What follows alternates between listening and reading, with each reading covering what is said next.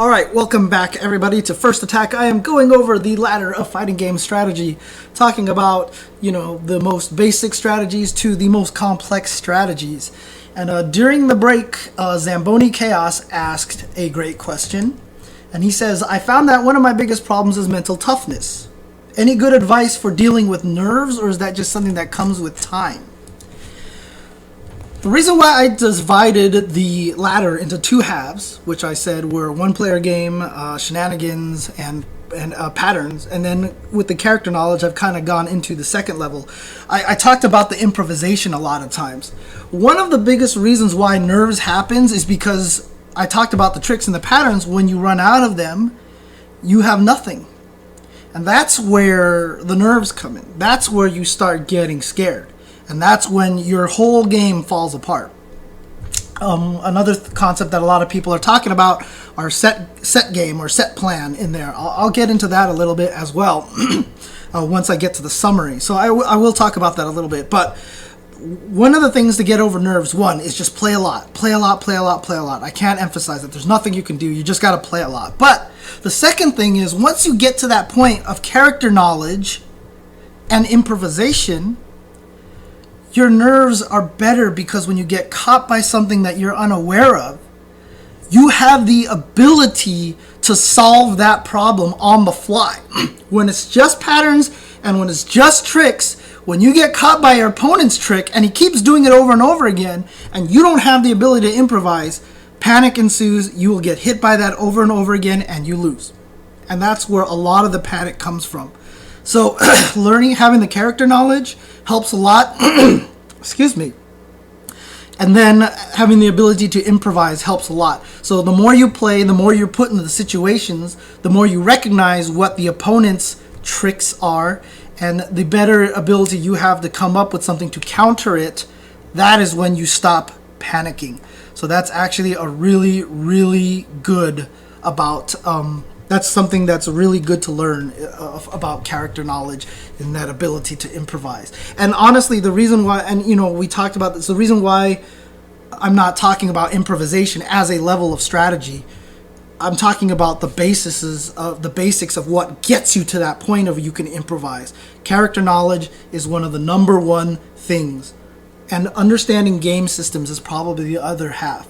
Understanding how the game works and understanding what your character can do within those confines, and that will get you less nerve problems. You're not going to panic as much. Anyways, let's continue on with the slides here, and we're doing Chenception again. Here we go, matchup knowledge. So after character knowledge comes matchup knowledge. I talked about the situation where character knowledge is great for you. It'll get you far, but will fail you versus unfamiliar characters. Matchup knowledge is super important because character knowledge is you understanding your character. You know everything about your character.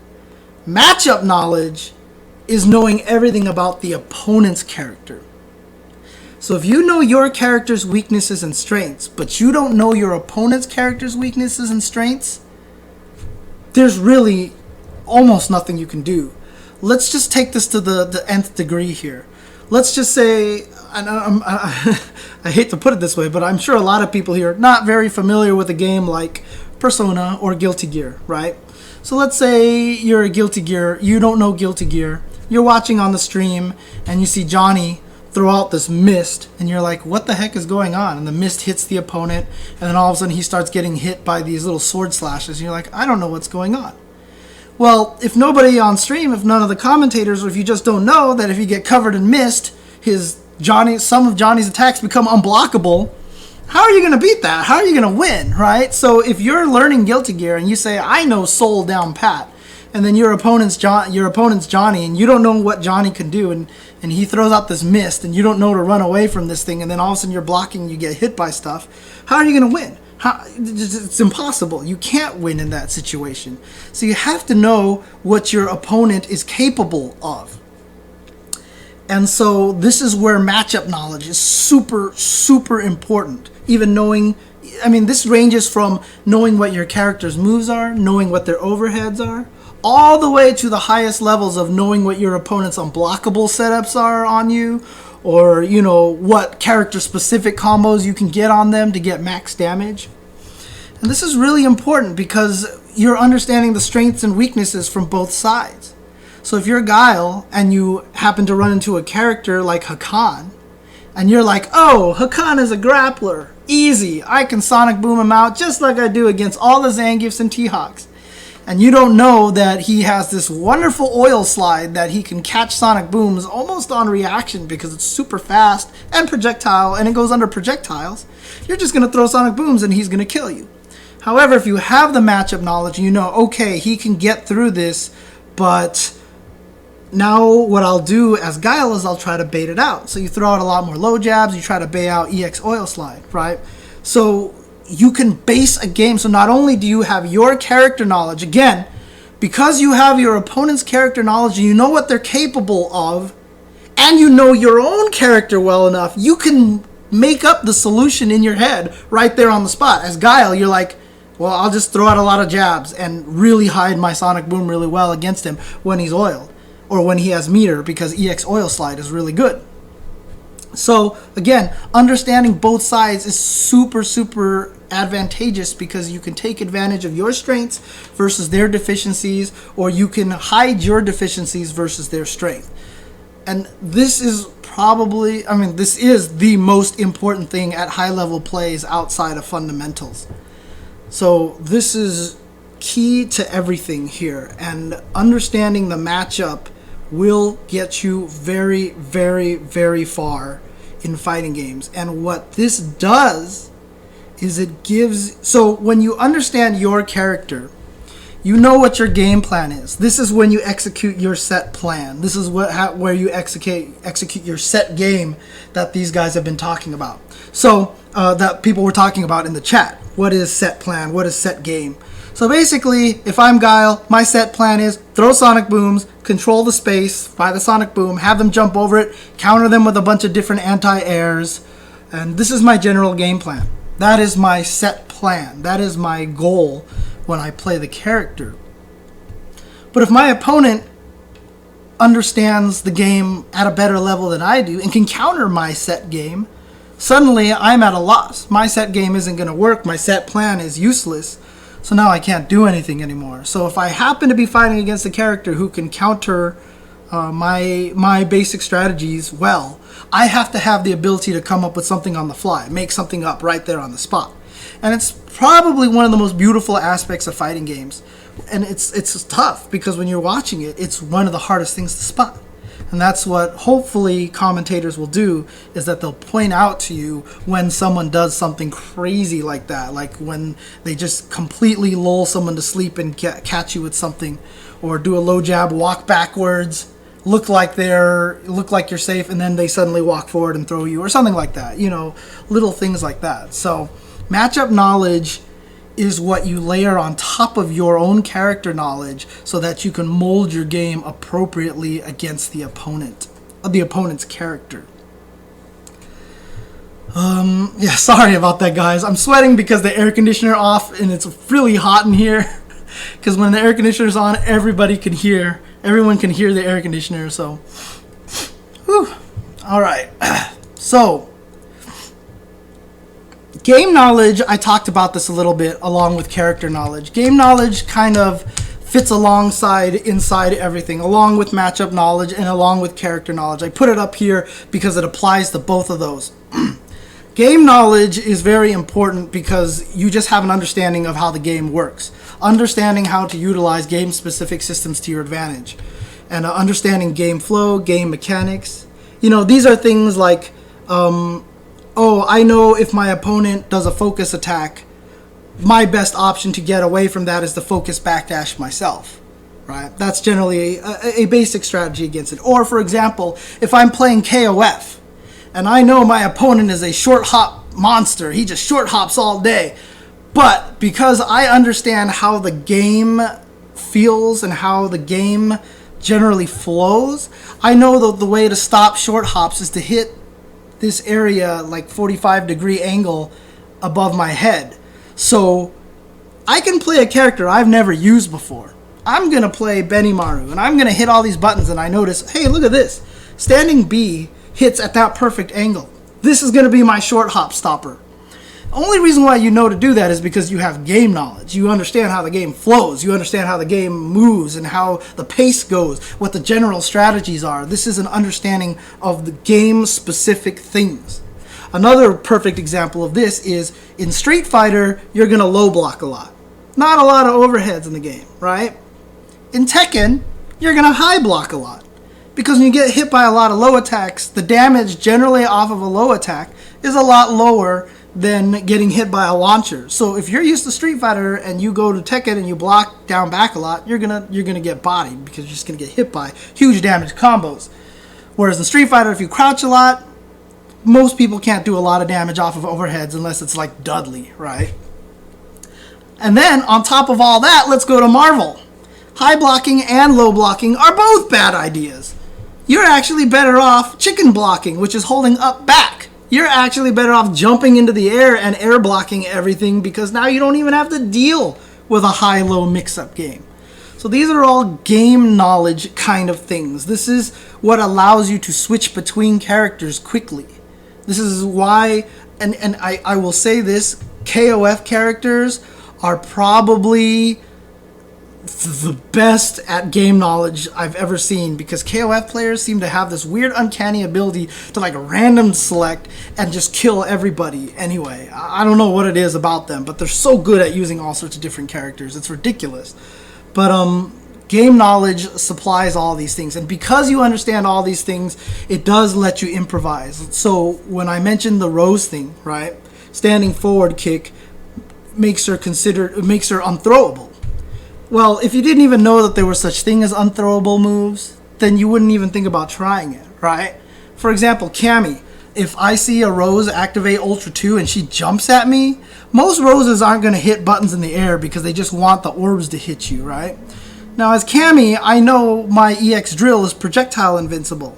So I'll actually counter Roses with Soul Satellites spinning around her with an EX drill to hit her out of the air, because the orbs can't hit me, and so I'll hit her out of the air. But the thing is, if I didn't know there were such things as projectile invulnerable moves at all, and if I didn't know Rose's orbs counted as projectiles, how would I have been able to make that up on the spot? And I have before. I've seen Roses jump at me, and never having thought of this trick before, I was like, EX drill, just do it now, because I don't think he's going to touch a button in the air, and I was right. And it worked out for me. And that's because I understood the game system, I understood my character, I understood the opponent's character, and because of all those three things together, I was able to improvise a solution to solve that particular situation. So this is great, again, for game specialists. As I mentioned, you know, Marvel players, if you're a guy who only plays Persona, if you're a guy who only plays BlazBlue, if you're a person who only plays Tekken, game knowledge is just is key to you. You have to understand this because this is your game and you want to master this game. And when you jump between game to game, it's going to be very tough. It is going to be hard. But you have to understand these things. Like if you're a Street Fighter player and you jump over to Injustice and you're like, hey, look, this special move has no invincibility. This character has no invincible moves.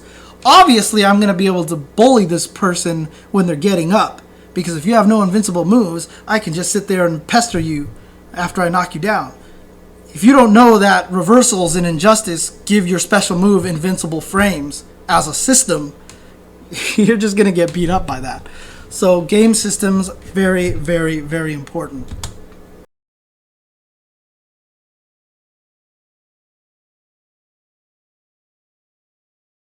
So we are now down, and again, it's kind of ironic that the most important aspect of fighting games is fundamentals. Because fundamentals sounds like what you should start with. There's a reason why I say there's nothing harder in competitive video gaming to learn than fighting game fundamentals. It's because it is the hardest thing to learn and probably one of the last things that people learn. So despite the fact that it's called fundamentals, the one thing that I want people to understand is that this is not what you should be trying to learn first. If you try to learn fundamentals first, it's just not going to happen. Your head's going to explode because it's just fundamentals in fighting games is such a high level concept. You have to kind of understand the concept of improvisation and being able to play against your opponent.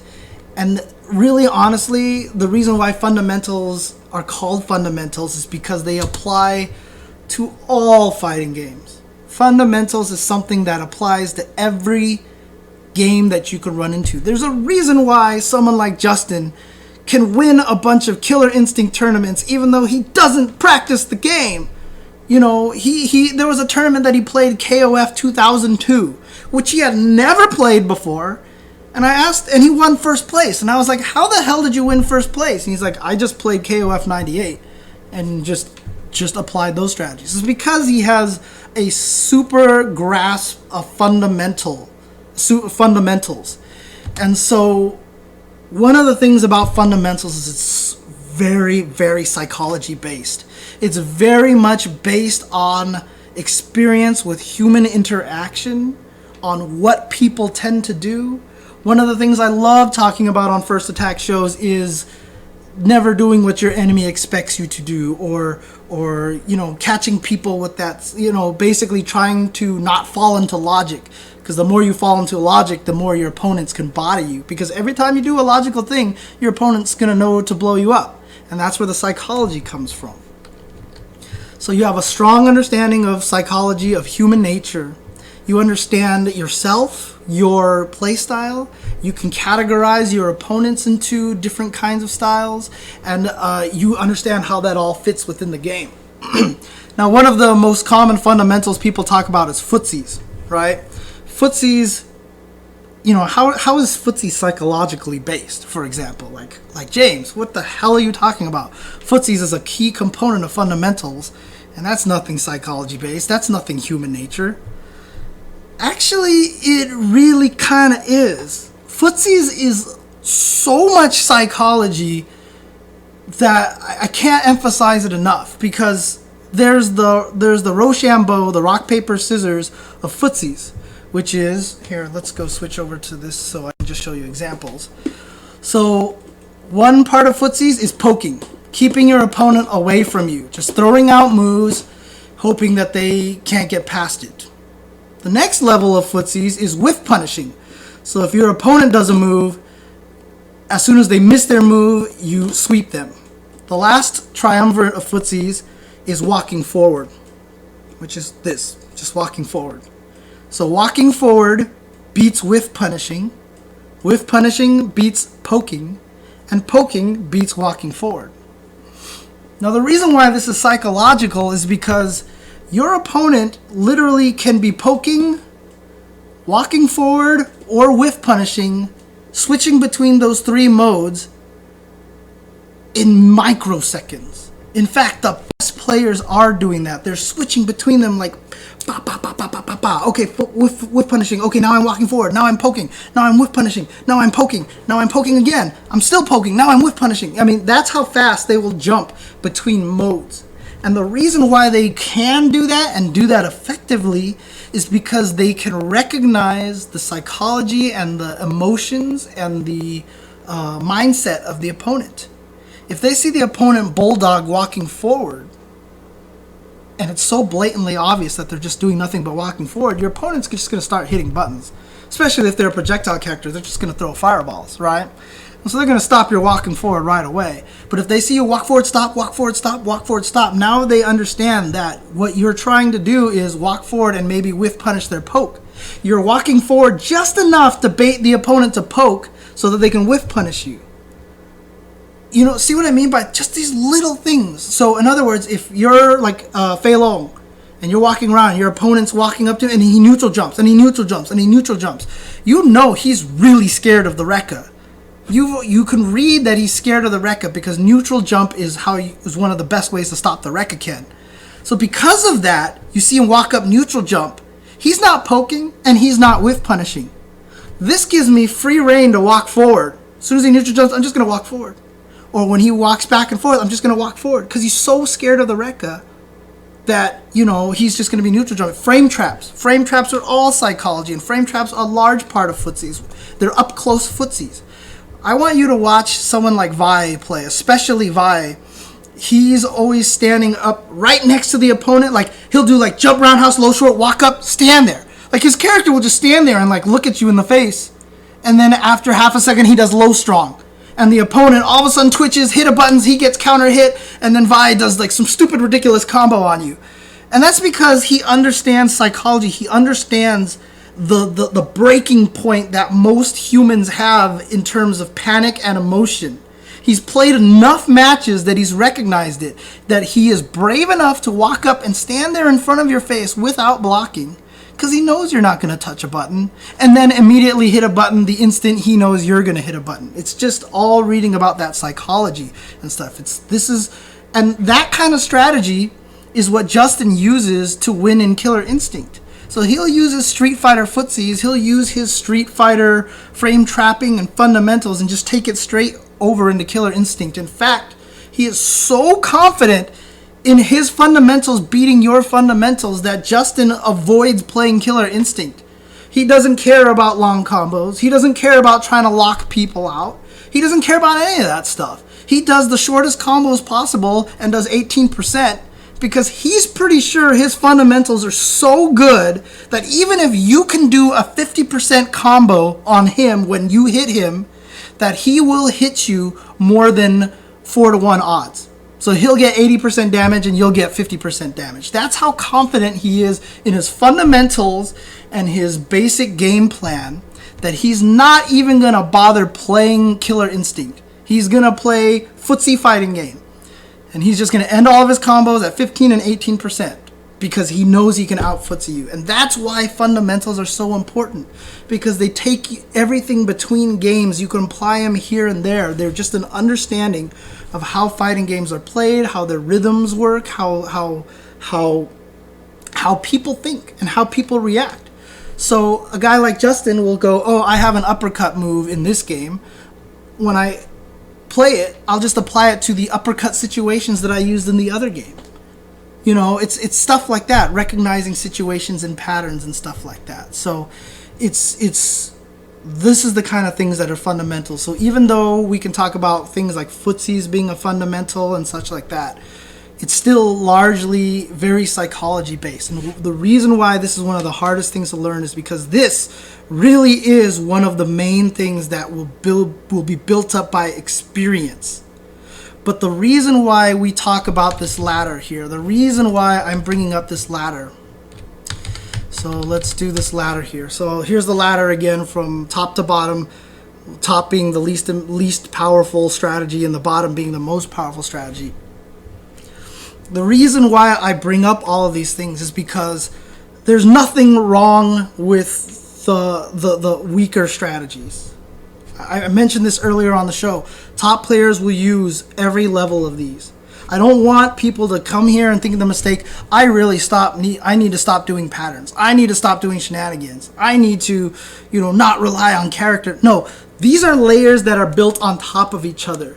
These are things that you use to help you. Without patterns, without shenanigans, it's really hard to create a game plan and understand how to improvise with your character, because you don't have any real tricks. You got to start somewhere.